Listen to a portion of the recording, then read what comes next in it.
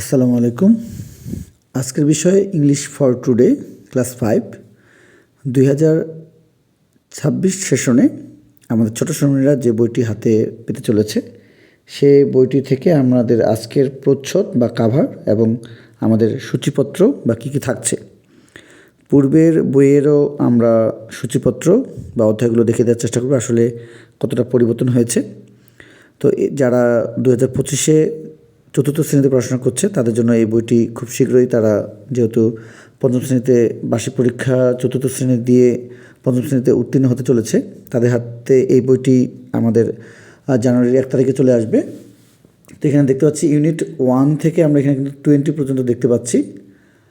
At the library, our school garden, be quiet please, my home district, student council, and email from Indonesia, the Sundarbans, a field trip to remember, get ready to listen, poem The Swing, making requests, eating healthy, quality time together, The Champion Girl, poem The Secret Song, The Giving Tree, The Air We Share, nakshi kantha, the wind and the sun, writing a story.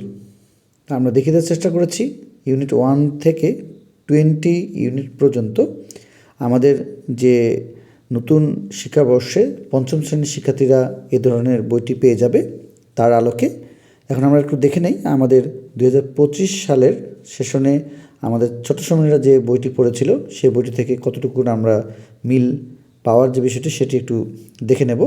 তা আসলে আমার মনে হয় আপনারা যে বইটি দেখছেন পূর্বের বই এবং আমাদের 2026-এর যে বই সেটার সঙ্গে আসলে সম্পূর্ণ বিষয়গুলোই পরিবর্তন ঘটেছে।